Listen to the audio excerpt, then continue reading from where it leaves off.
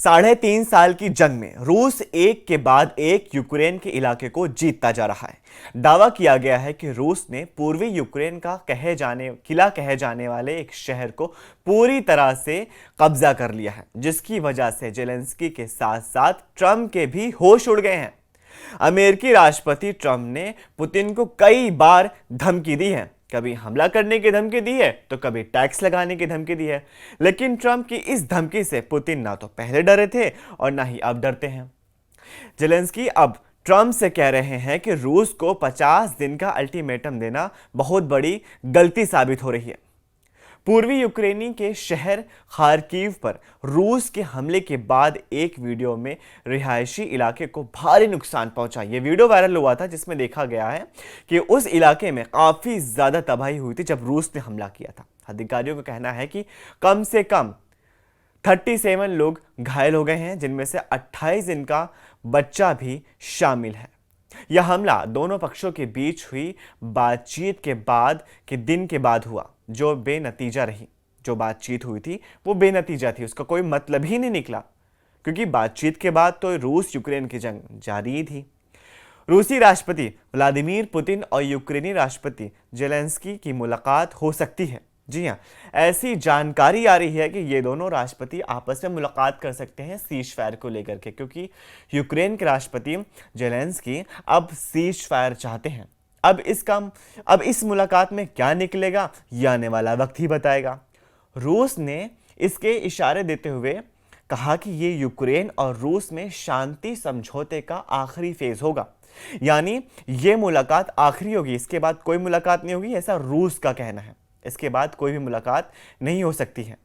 Kremlin के प्रवक्ता Dmitry Peskov की एक और जानकारी के अनुसार ये बताया जा रहा है कि दोनों नेताओं की बैठक संभव है, लेकिन वार्ताकारों की ओर से ठोस आधार तैयार किए बिना ही ये संभव नहीं हो सकती है। उन्होंने कहा कि पुतिन जेलेंस्की समिट शांति समझौते के अंत चरण के रूप में ही हो सकती है। यूक्रेन ने इस हफ्ते के शुरू में शांति बात के एक दौर के बाद अगस्त के अंत तक दोनों राष्ट्रपतियों के बीच बैठक का प्रस्ताव रखा था।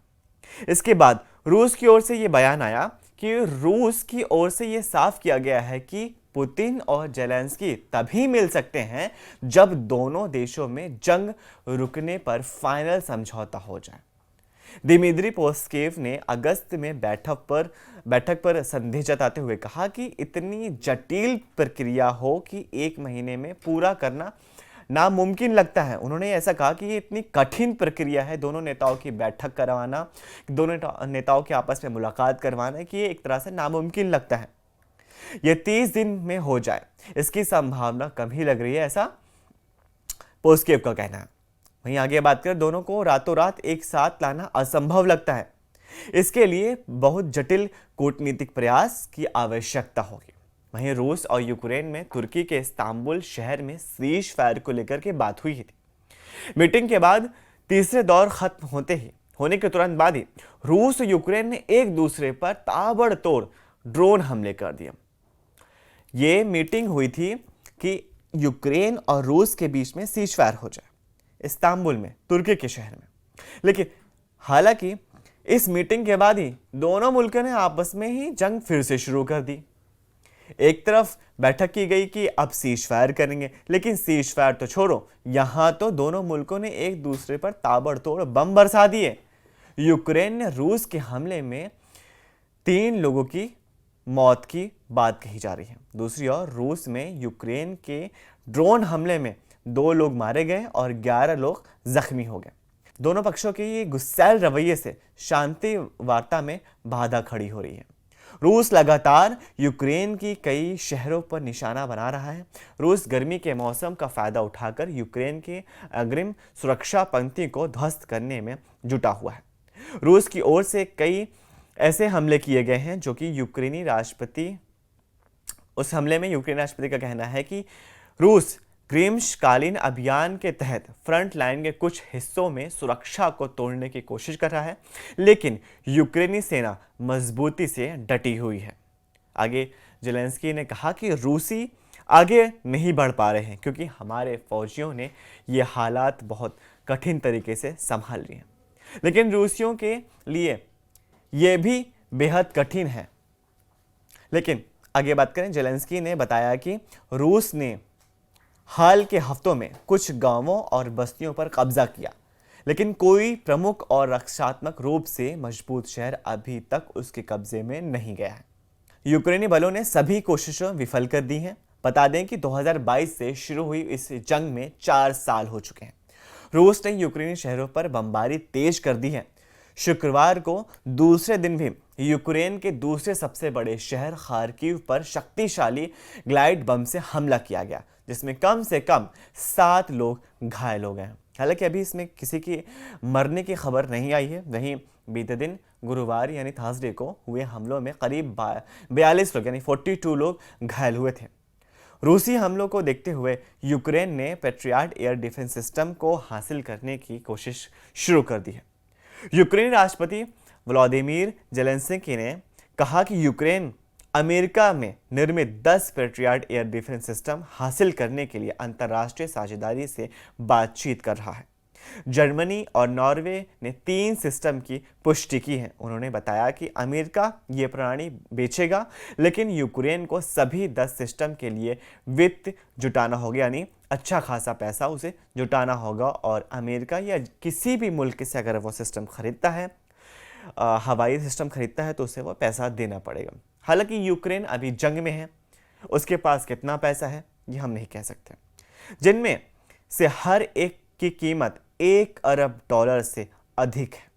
यूक्रेन इन सिस्टमों का निर्माण करने का लाइसेंस भी हासिल करना चाहता है। वहीं घरेलू राजनीति पर बोलते हुए जेलेंस्की ने कहा कि इस सप्ताह यूक्रेन में भ्रष्टाचार विरोधी कानून में बदलाव के खिलाफ हुए सार्वजनिक विरोध प्रदर्शन लीगल थे। यानी जेलेंस्की ने यह साफ कर दिया है कि जो कि यूक्रेन में प्रदर्शन हुए बीते दिनों में वो लीगल थे, यानी वो जरूरी थे। इन बदलावों से भ्रष्टाचार विरोधी निगरानी एजेंसियां की स्वतंत्रता भी प्रभावित हो रही थी, जिस पर यूरोपियन संघ और अंतर्राष्ट्रीय मानवाधिकार संगठनों ने भी आपत्ति जताई थी। इसके बाद जेलेंस्की ने नई विधेयक पेश करने का प्रस्ताव दिया, जिसमें एजेंसियों की स्वतंत्रता बहाल हो सके। यूक्रेनी उप प्रधानमंत्री ओलेस्की कुलेबा ने कहा कि रूस ने रात भर के हमले के दौरान 103 ड्रोन और 4 मिसाइलें दागी, जिसमें बंदरगाहें, परिवहन केंद्र और आवासीय क्षेत्रों की सहित नागरिक बुनियादी ढांचे को भी निशाना बनाया गया था। वहीं बीते दिन तुर्की में जो भी बात हुई उसमें कैदियों की अदला बदली पर भी बात की गई थी, लेकिन सीज़फायर तथा रूसी राष्ट्रपति व्लादिमीर पुतिन और उनके यूक्रेनी सक्षम जेलेंस्की के बीच प्रस्तावित आमने सामने की बैठक पर कोई सहमति नहीं बनी।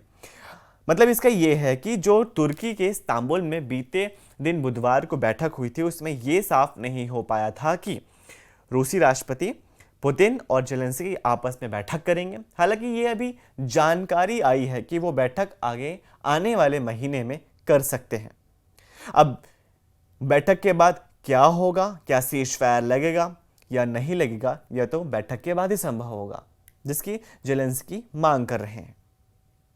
उधर जेलेंस्की ने कहा, हजारों परिवारों के लिए इसका मतलब अपने परियोजनों के फिर से गले लगाने की खुशी है। यानी जब सीज़फायर हो जाएगा तो इस पर ये जेलेंस्की ने कहा। कई कैदी 3 साल से अधिक समय से कैद में हैं। ये ज़रूरी है कि आदान प्रदान जारी रहे और हमारे लोग घर लौटें। वहीं अब जेलेंस्की और पुतिन की मुलाकात होगी ये तो नहीं कहा जा सकता है, लेकिन इन मुल्कों के बीच सीज़फायर रुकेगा या नहीं रुकेगा, जेलेंस्की और पुतिन की मुलाकात के बाद ही ये पता चलेगा। इस वीडियो को ज़्यादा से ज़्यादा शेयर कीजिए अपने फैमिली और व्हाट्सएप ग्रुप में, और नीचे दिए गए कमेंट्स में हमें अपनी राय ज़रूर शेयर कीजिए। हम फिर मिलेंगे, तब तक के लिए शुक्रिया।